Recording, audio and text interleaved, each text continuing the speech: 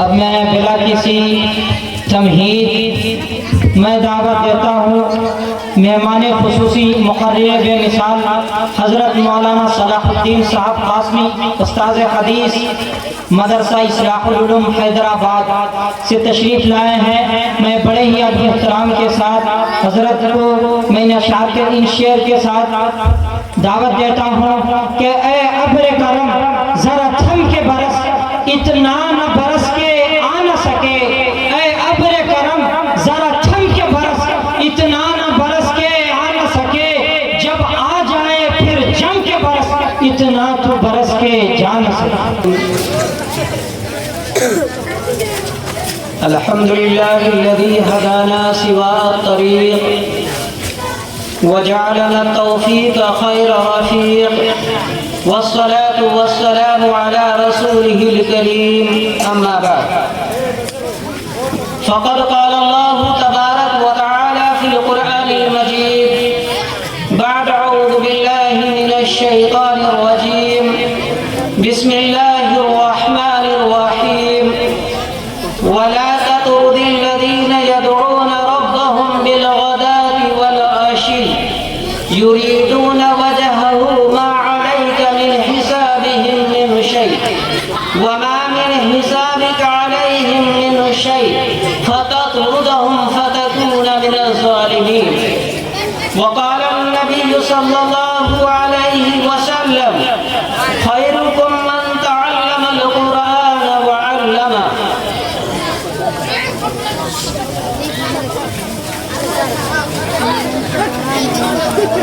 کسی کے عیب کو تو بے نقاب نہ کر، کسی کے عیب کو تو بے نقاب نہ کر، خدا حساب کرے گا تو حساب نہ کر، خدا حساب کرے گا تو حساب نہ کر، بری نظر سے نہ دیکھ مجھ کو دیکھنے والے، بری نظر سے نہ دیکھ مجھ کو دیکھنے والے، میں لاکھ برا سہی تو اپنی نگاہ خراب مت کر۔ محترم حضرات اور سامعین کرام، اللہ کا بہت بڑا احسان ہے کہ اس نے ہم سب کو مغرب کے بعد سے اب تک قرآن و حدیث کی بات سننے کا موقع عنایت فرمایا۔ اس پر اللہ کا جتنا بھی شکریہ ادا کرے کم ہے۔ یہ مجلس بہت ہی قیمتی مجلس ہے، یہ مجلس بہت ہی قیمتی مجلس ہے، جس کے متعلق کسی نے کہا ہے ناز کرتے ہیں ملک ایسی زمین پر اسعد جس پہ دو چار گھڑی ذکر خدا ہوتا ہے۔ یہاں ہم لوگ ابھی ذکر خدا اور ذکر رسول کو سن رہے تھے۔ یہ چھوٹے چھوٹے بچے ہمیں اپنی تقاریر اور مکالمات اور قرآن کریم کی آیات سنا رہے تھے۔ یہ وہ بچے ہیں جن کے متعلق قرآن کریم کی جو آیت کریمہ میں نے تلاوت کی ہے، اس سے اگر اس کو سمجھنا چاہیں تو آپ کو پتہ چل جائے گا یہ بچے کیسے تھے۔ صحابہ کرام کے دور میں نبی اکرم صلی اللہ علیہ وسلم کے پاس سرداران مکہ، کفار مکہ آئے اور آ کر کے کہنے لگے اے محمد ہم آپ کے پاس آپ کی بات سننے کے لیے بیٹھ سکتے تھے، لیکن آپ کی مجلس میں بیٹھنے والے یہ غریب قسم کے لوگ ہیں، یہی ابو بکر ہے، یہی جو ہے ابو بکر ہے، یہی ابو ہریرہ ہے، اور یہی جو ہے اور بھی دوسرے لوگ ہیں جس کی کوالٹی کم ہے۔ حالانکہ حضرت ابو بکر صدیق ان لوگوں میں سے تھے جو مکہ کے بڑے رئیسوں میں سے شمار کیا جاتے تھے، لیکن مکہ کے جو سرداران کفار تھے ان کی خواہش تھی کہ ان کو اپنی مجلس سے ہٹا دیا جائے، تب جا کر کے ہم آپ کی بات کو سنیں گے۔ اور آپ کس کے ساتھ بیٹھتے تھے؟ وہی جن کو آپ قرآن کریم پڑھایا کرتے تھے، قرآن کریم کے متعلق جو آیات کریمہ آپ کے پاس اترتی ان کو آپ سکھاتے تھے۔ تو نبی اکرم صلی اللہ علیہ وسلم نے ایک موقع پر یہ ارادہ بھی کر لیا، کچھ دیر کے لیے اگر ہم صحابہ کرام کو ہٹا دے اپنی جگہ سے، اور وہ کفار مکہ جو سرداران مکہ ہے وہ آ کر کے اگر اگر میری بات کو سن لیں ہو سکتا ہے کہ وہ ایمان لے آئے۔ تو اللہ کی طرف سے تنبیہ ہوئی وَلَا تَطْرُدِ الَّذِينَ يَدْعُونَ رَبَّهُمْ بِالْغَدَاةِ وَالْعَشِيِّ، اور آپ مت جھڑکیے ان کو، مت ہٹائیے اپنی جگہ سے جو لوگ صبح شام اللہ کی رضامندی کے لیے اللہ کی رضا کے طلبگار ہیں۔ یہ چھوٹے چھوٹے بچے قرآن کریم کو پڑھ کر کے نبی اکرم صلی اللہ علیہ وسلم کی بات کو سن کر کے اللہ کو راضی کرنے کے لیے ایسا کر رہے ہیں۔ ایسے میں نبی اکرم صلی اللہ علیہ وسلم کو یہ کہا جا رہا ہے کہ ان کو مت ہٹائیے، چونکہ ان کا ارادہ صرف اللہ کی رضامندی ہے۔ آگے فرمایا مَا مِنْ حِسَابِكَ عَلَيْهِمْ مِنْ شَيْءٍ، آپ سے ان کے بارے میں کوئی حساب و کتاب نہیں لیا جائے گا۔ وَمَا مِنْ حِسَابِكَ عَلَيْهِمْ مِنْ شَيْءٍ، اور نہیں آپ کا کوئی حساب ان سے لیا جائے گا۔ فَتَطْرُدَهُمْ فَتَكُونَ مِنَ الظَّالِمِينَ، اگر آپ نے اس کو اپنی جگہ سے ہٹا دیا اور سرداران مکہ کے لیے جگہ کو چھوڑ دیا، کفار مکہ کے لیے آپ نے اگر جگہ کو چھوڑ دیا اور ان کو بیٹھا لیا، فَتَكُونَ مِنَ الظَّالِمِينَ، تو آپ ناانصاف کرنے والوں میں سے ہیں۔ سوچئے نبی اکرم صلی اللہ علیہ وسلم کو کتنی بڑی اللہ کی طرف سے ایک پیغام ہے۔ اسی کو ایک دوسری آیت کریمہ کے اندر جو سورہ کہف کے اندر ہے، فرمایا وَاصْبِرْ نَفْسَكَ مَعَ الَّذِينَ يَدْعُونَ رَبَّهُمْ بِالْغَدَاةِ وَالْعَشِيِّ، آپ اپنے آپ کو روکے رکھیے ان لوگوں کے ساتھ جو صبح شام اللہ کی رضامندی کے لیے اللہ کا ذکر اور استغفار کریں۔ وَاصْبِرْ نَفْسَكَ مَعَ الَّذِينَ يَدْعُونَ رَبَّهُمْ بِالْغَدَاةِ وَالْعَشِيِّ يُرِيدُونَ وَجْهَهُ وَلَا تَعْدُ عَيْنَاكَ زِينَتَهُمْ تُرِيدُ الْحَيَاةَ الدُّنْيَا، کہیں آپ کی نگاہ ان لوگوں کے علاوہ ان لوگوں کی طرف نہ چلے جائیں جو مالدار قسم کے ہیں۔ اب سوچ لیجیے، آج اس آیت کریمہ کے ذریعے سے ہمیں ان بچوں کی حقیقت کا پتہ چلتا ہے، لیکن ہم نے ان بچوں کو کیا سوچا ہے کہ یہ بچے صرف ہمارے لیے قرآن کریم پڑھنے والا نہیں، بلکہ اگر ہم مرنے لگیں اور ہماری موت نہ آئے تو سرحانے میں سورہ یاسین پڑھ دے تاکہ ہم مرنے والے بن جائیں۔ لا علاج بیماری ہے، طبیعت بہت زیادہ خراب رہتی ہے، گھر والے سوچتے ہیں جلدی سے مر جائے، تو مرنے کے لیے سورہ یاسین سرحانے میں پڑھ دیا جاتا ہے تاکہ اس کی موت جلدی آ جائے، اور مرنے کے بعد جب دفن کر دیتے ہیں تب ہم یہ سوچتے ہیں کہ قرآن شریف پڑھ دے، اس کو قرآن خوانی کریں۔ مدرسے کے بچے کا تو صرف یہ کام ہے، نہیں نہیں، آپ نے غلط سوچا۔ یہ بچے اللہ کے یہاں بہت مقبول ہیں، اور یہ بچے جب عالم دین بن جائیں گے، حافظ قرآن بن جائے گا، ان کا مقام اور ہی بڑھ جاتا ہے۔ فرمایا نبی اکرم صلی اللہ علیہ وسلم نے فقیہ واحد اشد علی الف عابد، ایک فقیہ ہزار عابدوں پر بھاری، وہ آدمی جو کہ بغیر پڑھے لکھے متقی اور پرہیزگار بن رہا ہے، اس کے مقابلے میں ایک آدمی پڑھ لکھ کر کے متقی اور پرہیزگار ہے جس کو فقیہ کہتے ہیں، سمجھدار کہتے ہیں۔ تو نبی اکرم صلی اللہ علیہ وسلم نے ارشاد فرمایا یہ ہزار عابدوں پر بھاری ہے۔ یہ بغیر پڑھے عالم نہیں بن سکتے، بغیر پڑھے فقیہ نہیں بن سکتے۔ فرمایا نبی اکرم صلی اللہ علیہ وسلم نے من یرید اللہ بہ خیرا یفقہہ فی الدین، اللہ تبارک و تعالی جب کسی کے ساتھ بھلائی کا ارادہ کرتے تب جا کر کے اللہ اس کو دین کی سمجھ عطا کرتے۔ یہ دینداری کی سمجھ کوئی معمولی چیز نہیں ہے، یہ دین کے بارے میں سوچتے ہیں، دین کی باتوں کو پڑھتے ہیں اور دین کی باتوں کو پڑھاتے ہیں۔ اسی لیے نبی اکرم صلی اللہ علیہ وسلم نے ارشاد فرمایا خیرکم من تعلم القرآن وعلمہ، تم میں سب سے زیادہ بہتر ہوئے ہیں جو قرآن کریم کو سیکھے اور سکھائے، پڑھے اور پڑھائے۔ آج اگر ہم قرآن کریم کو نہیں پڑھ رہے یہ ہماری غلطی ہے۔ دنیا کے ساری چیزوں کو ہم سیکھ رہے ہیں، اور اگر نہیں سیکھتے ہیں تو قرآن کریم کے ہر حرف پر پڑھنے پر 10 نیکیاں، باقی دنیا کی کوئی کتاب کتنا ہی پڑھ لیجئے ایک بھی نیکی نہیں ملے۔ اس سے بڑھ کر کے اور کیا ہوگا؟ ہم نماز پڑھتے ہیں نہ جانے قابل قبول ہے یا نہیں. لیکن قرآن کریم کو جب ہم پڑھیں گے یقین مانیے کہ وہ ہمارے لیے قابل قبول ہے، چونکہ اللہ کے نبی نے فرما دیا ہر حرف پر 10 نیکی ہے، وہ 10 نیکی ملے گی. آج ہمارا دل قرآن پڑھنے کی طرف کیوں نہیں ہے؟ کیا کبھی ہم نے سوچا؟ نہیں سوچا. اور بعد میں ہم یہ کہتے ہیں کہ ہمارے بچے ہماری بات کو نہیں مانتے. آپ کان کھول کر کے سن لیجیے. نبی اکرم صلی اللہ علیہ وسلم نے ارشاد فرمایا کہ جب بچہ 7 سال کا ہو جائے اس کو نماز کی تاکید کی. اس سے پہلے بتایا جب بچہ پیدا ہو جائے دائیں کان میں اذان دو، بائیں کان میں تکبیر دو. آج ہمارے بچے ہاسپٹلوں میں پیدا ہوتے ہیں، وہاں اذان بھی نہیں دے پاتے. کئی دنوں کے بعد کسی کو یاد رہا تو اذان دلوا دے. سب سے پہلی غلطی ہم لوگ یہاں پر کرتے ہیں. دوسری غلطی، جب 7 سال کا ہو جاتا ہے نماز کا حکم نہیں کرتے. یہ نماز کا حکم کیوں نہیں کرتے معلوم ہے آپ کو؟ چونکہ ہم خود نمازی نہیں ہیں. اگر ہم نماز پڑھتے تو اپنے بچوں کو نماز پڑھنے کے لیے کہتے. بہت سارے بچے ایسے ہیں جن کا بچہ حافظ قرآن ہے لیکن پتہ چلا باپ کے چہرے پر داڑھی تک نہیں اور نماز بھی نہیں.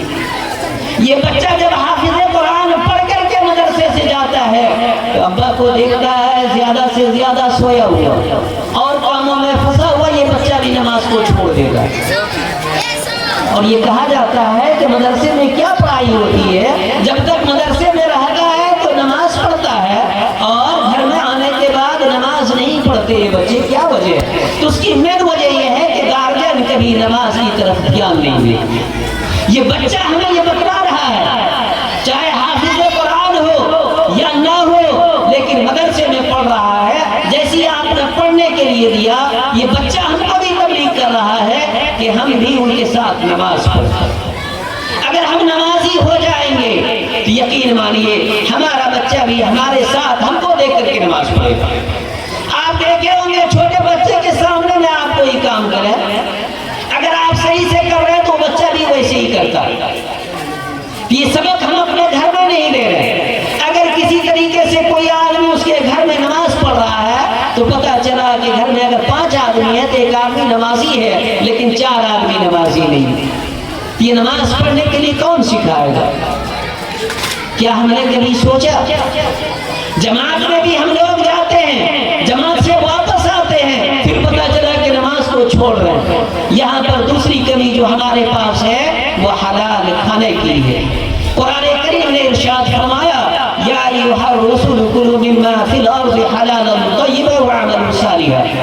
اے رسولو تم پاکیزہ مال کو زمین میں سے کھاؤ اور نیک اعمال کرو. آج ہمارے پاس کھانا بھی ہمارا پاک نہیں چونکہ ہم اور آپ یہ سوچتے ہیں کہ کسی نہ کسی طریقے سے صرف مال جمع ہو جائے. ایک سورہ ہے جس کو آپ برابر پڑھتے ہیں وَيْلٌ لِكُلِّ هُمَزَةٍ لُمَزَةٍ الَّذِي جَمَعَ مَالَهُ وَعَدَّدَهُ يَحْسَبُ أَنَّ مَالَهُ أَخْلَدَهُ كَلَّا لَيُنبَذَنَّ فِي الْحُطَمَةِ وَمَا أَدْرَاكَ مَا الْحُطَمَةُ نَارُ اللَّهِ الْمُوقَدَةُ الَّتِي تَطَّلِعُ عَلَى الْأَفْئِدَةِ إِنَّهَا عَلَيْهِم مُّؤْصَدَةٌ فِي عَمَدٍ مُّمَدَّدَةٍ. ہلاکت ہے، بربادی ہے عیب ڈھونڈنے والوں کے لیے، تانا دینے والوں کے لیے. آج ہم لوگ دوسروں کو تانا دیتے ہیں. تمہاری کیا حیثیت ہے؟ تمہاری کیا اوقات ہے؟ تم ہمارے برابر کے نہیں ہیں اور کیا بات کرنا چاہتے ہیں؟ یہ تانا دینا ہے. عیب ڈھونڈتے ہیں کہ یہ بہت بہترین بہترین باتیں کرتا ہے، اس کے اندر دیکھو تو صحیح کوئی برائی ہے کہ نہیں. یہ ہم عیب ڈھونڈتے ہیں تاکہ اس عیب کے ذریعے سے اس کو اجاگر کیا جائے اور لوگوں کے سامنے میں اس کی توہین اور ذلیل کیا جائے. اللہ تبارک و تعالیٰ کہہ رہے ہیں ایسے آدمی کے لیے ہلاکت اور بربادی. اور یہ توہین اور اپنے آپ کو اونچا اور دوسرے کو نیچا یعنی تانا کیوں دیتے ہیں؟ اس کا مین سبب ہے مالوں کا جمع کرنا. اسی کو فرمایا اس آیت کریمہ میں الذی جمع مالہ وعددہ. وہ آدمی جس نے مال کو جمع کیا اور گن گن کر کے رکھا. وہ حساب لگانے میں ہے اور اور وہ یہ سمجھتا ہے کہ یہ مال ہمیشہ میرے پاس رہے گا، اسی لیے گن گن کر کے رکھتا۔ فرمایا یحسب ان مالہ، کیا وہ گمان کرتا ہے کہ اس کا مال ہمیشہ رہے گا؟ کلا لیبسن فی الحطمہ، نہیں ہرگز نہیں، یہ مال ان کے پاس نہیں رہے گا بلکہ اس کو حطمہ میں ڈالا جائے گا۔ اللہ تبارک و تعالی نبی اکرم صلی اللہ علیہ وسلم سے فرما رہے ہیں آپ کو معلوم ہے کہ حطمہ کیا چیز ہے؟ وما ادراک ما الحطمہ، آپ کو معلوم بھی ہے حطمہ کیا ہے؟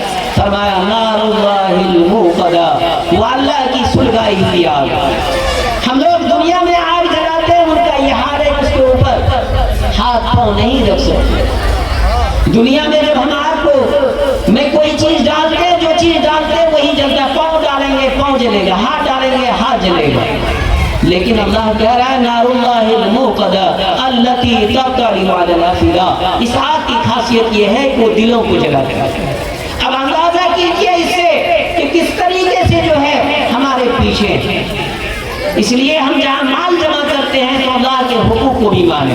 ایک چھوٹا سا واقعہ ہے، ان کو ہم سنا کر کے اپنی بات کو پوری کر رہے ہیں۔ ہم لوگوں میں سے کسی کے والدین کا انتقال ہو گیا، ان کے پاس 4 بیٹے۔ والد صاحب نے اپنے بچوں سے کہا دیکھو میں نے پوری زندگی کوئی نیکی کا کام نہیں کیا، سب دن میں نے مال کو جمع کیا، اس لیے اگر میں مر جاؤں تو کسی حافظ قرآن کو بلا کر کے قرآن خوانی کروا دے۔ 4 بیٹوں کو بلا کر کے ابا مرنے سے پہلے کہہ دیتے۔ چاروں بچہ بہت خوش ہوا، کوئی بات نہیں، آپ کے جو ہے سمپتی بہت زیادہ ہے، مال و دولت بہت زیادہ ہے، ضرور ہم ایسا کر لیں گے۔ کچھ دنوں کے بعد یا 2-4 دن کے بعد ابا محترم کا انتقال ہو گیا۔ انتقال ہونے کے بعد اب چاروں بھائی بیٹھتے ہیں کہ ابا نے کہا تھا حافظ قرآن سے جو ہے قرآن خوانی کروانا۔ بڑا بھائی کہتا ہے ارے یہ تو رسم ہے، کیا ضروری ہے 2-4 دن ابا یاد رہیں گے، اس کے بعد اپنے آپ پوری دنیا کے لوگ جس طرح بھولتے ہوئے آ رہے ہیں ہم بھی بھول جائیں گے۔ دوسرے نے بھی اسی طرح کہا، لیکن سب سے چھوٹا بھائی جو تھا چاروں میں اس نے کہا نہیں، ابا نے کہا ہے ہم ضرور حافظ قرآن کو ڈھونڈیں گے۔ کسی نے کہا ارے حافظ لوگ تو ملتے نہیں ہیں، کہاں ڈھونڈو، کہاں مل جائے گا کھوجیں گے۔ یہ ڈھونڈتے ہوئے چلنے کے بعد ایک جگہ دیکھا ایک آدمی ٹوپی کرتا لگا کر کے یا تو وہ چندہ کر رہا تھا یا بھیک مانگ رہا تھا، لیکن اس نے سوچا یہ عالم ہوگا۔ پوچھا کیا آپ نے کوئی حافظ قرآن دیکھا ہے؟ اس نے کہا کیا بات؟ اس نے کہا کہ میرے ابا جو انتقال کے وقت یہ بتا کے گئے ہیں کہ میرے مرنے کے بعد حافظ قرآن سے جو ہے قرآن خوانی کروا۔ اس نے کہا کیا تمہارے گاؤں میں حافظ نہیں؟ کہا نہیں، میرے گاؤں میں ہوتا تو ہم تلاش کیوں کرتے؟ کہا میں بھی حافظ ہوں۔ اس نے کیا کہا میں بھی حافظ قرآن ہوں، اور سچی بات یہ تھی کہ وہ حافظ قرآن تھی، لیکن اس کے باوجود چونکہ اس بچے سے کہا اس نے چھوٹے بیٹے سے کہ میں حافظ قرآن ہوں، وہ لے کر کے آ گیا۔ گھر میں ناشتہ وغیرہ کرایا، ناشتہ وغیرہ کرنے کے بعد قبر جہاں پر تھی وہاں پر بیٹھا دیا، کہا بس یہ ہے میرے ابا کی قرآن، آپ پڑھنا شروع کیجیے۔ اس نے کہا جاؤ ہم پڑھ لیں گے، کہا نہیں میرے سامنے میں پڑھنا شروع کیجیے۔ تو پڑھتا ہے یا خدا میں تو کچھ جانتا نہیں، یا خدا میں تو کچھ جانتا نہیں، یا خدا میں تو کچھ جانتا نہیں۔ یہ بیچارہ کیا جانے، وہ رہا کے پڑھ رہا تھا جس طرح قرآن پڑھا جاتا ہے۔ اس نے سوچا کہ بہترین تلاوت کر۔ اس کے بعد والا جو بھائی تھا اس نے کہا رے بھائی کیا ہم ہی نکمٹ ہے، باپ تو میرا بھی تھا، اس نے حافظ قرآن کو تلاش کیا، ہم بھی چلتے ہم بھی تلاش کریں گے۔ یہ بھی چلے چلتے چلتے جس طرح یہ خیرا ٹیکر ہے تو سمجھ لیجیے نیا نگر میں مل گیا اس کو ایک حافظ ہی، اور وہ بھی حافظ کیسا تھا، حقیقت میں حافظ نہیں تھا، لیکن ٹوپی کرتا لے کر کے جس طرح آج آپ دیکھتے ہیں، ہم برائی نہیں کر رہے ہیں، آج جماعت میں اگر ایک چلا 2 چلا لگا دیا جاتا ہے تو ایسا کرتا پاجامہ پہن لیتا ہے کہ لگتا ہے بہت بڑا مفتی صاحب ہے، فتویٰ دینے میں کبھی نہیں کرتے۔ یہ ہم برائی نہیں کر رہے ہیں، اگر وہ سیکھ رہے ہیں بہت اچھی بات ہے، سیکھنے کی ضرورت ہے۔ مل گیا ایسے آدمی، وہ پکڑ کر کے لے آیا کہ نہیں ابا نے کہا ہے آپ حافظ قرآن ہے، چلیے۔ اس نے بھی اپنے گھر میں بہترین ناشتہ کرایا، دیکھا کہ جو ہے قبر کے پاس لے گیا، وہاں دوری سے دیکھ رہا ہے ایک حافظ قرآن بیٹھا ہوا ہے، یہ اب ڈرنے لگا، اب وہ بھی ڈر رہا ہے کہ کہیں وہ حافظ ہو تو ہماری تو پول کھل جائے گی۔ اب یہ جیسے ہی گیا کہہ رہا ہے پڑھو، وہ خاموش ہے، یہ دونوں مل کر کے کہہ رہا ہے تم چلے جاؤ ہم دونوں مل کے پڑھ دیں گے، کہا نہیں میرے سامنے میں پڑھو۔ اس نے اس سے کہا میں پڑھو، یعنی بعد میں جو آیا پہلے والے سے کہہ رہا ہے پڑھو تو وہ یہی پڑھ رہا ہے، اے خدا میں تو کچھ جانتا نہیں، اے خدا میں تو کچھ جانتا نہیں۔ دوسرا کہہ رہا ہے جیسن تو ویسن میں، جیسن تو ویسن میں، یہ پڑھنا شروع کر دیا۔ تیسرے بھائی نے کہا اچھا لگتا ہے بات انہیں دونوں کا ہے کیا، سمپتی میں سب لیں گے، ہم بھی تلاش کرتے ہیں۔ یہ بھی نکل گئے، اور نکلنے کے بعد ان کو بھی ایک حافظ ہی ملا، اسی کرتا پاجامہ ٹوپی لگا کر کے حاجی صاحب کی طرح، لیکن حقیقت میں وہ بھی حافظ نہیں تھے۔ اس کے بعد جو ہے وہ بھی اس کو پکڑ کے لایا، چونکہ انہوں نے پوچھا سب چیز کی کیا بات کیوں تلاش کر رہے ہو، اس نے بھی پوری بات بتایا کہ میرے ابا مرنے کے وقت کہہ رکھے تھے کہ حافظ قرآن سے قرآن خوانی کروانا، میرے دو بھائی نے تلاش کر لیا اور میں بھی اب تلاش کر رہا ہوں۔ پوچھا تمہارے گاؤں میں حافظ نہیں کا کوئی بھی نہیں، اگر ہوتا تو ہمارے بھائی کیوں تلاش کر کے لے جاتے؟ اس نے کہا میں بھی حافظ ہوں۔ وہ لے کے آیا، انہوں نے بھی اپنے گھر میں بہترین قسم کا ناشتہ کرایا، اور اس کے بعد قبر کے پاس لے گیا۔ اب وہ دونوں ڈر رہا ہے دیکھ کر کے کہ حقیقت میں سچا حافظ ہو تو کیا ہوگا میرا۔ اب یہ جیسی تیسرا آدمی کیا لے کر کے، وہ دونوں خاموش ہیں۔ یہ کہہ رہا ہے پڑھو، وہ کہہ رہا ہے تینوں مل کر کے اب جاؤ تم ہم پڑھ دیں گے۔ اس کے بعد کیا کہتا ہے، یہ جو تیسرے نمبر پہ آئے کہہ رہا ہے پڑھو، تو پہلا پھر وہی کہتا ہے اے خدا میں تو کچھ جانتا نہیں، اے خدا میں تو کچھ جانتا نہیں۔ دوسرا کہتا ہے جیسن تو ویسن میں، جیسن تو ویسن میں۔ تیسرا کہتا ہے یہ اندھیری تقلید کب تک چلے گی، یہ اندھیری تقلید کب تک چلے گی۔ رہا کے پڑھ رہا ہے، سمجھ رہا ہے قرآن کریم پڑھ رہا ہے۔ چوتھے بھائی نے کہا اچھا سب سے زیادہ ابا نے خرچ میرے اوپر کیا، سب سے دلار اور پیار میں مجھے کیا، سب سے زیادہ بہترین کھانا، چونکہ شروع میں جو بیٹا پیدا ہوتا ہے اس کی فرمائش کو آپ لوگ خود دیکھتے کتنا مانتا ہے۔ کہا سب سے زیادہ ابا کی نگاہ میرے اوپر، سب سے اچھے سامان میرے پاس، اور میں ہی نکمہ ٹھہرا کہ میں ایک حافظ قرآن کو تلاش نہیں کر پایا، وہ بھی نہیں کر گیا۔ اس نے بھی لایا تلاش کر کے، لیکن اس کو بھی ایسے ہی ملا۔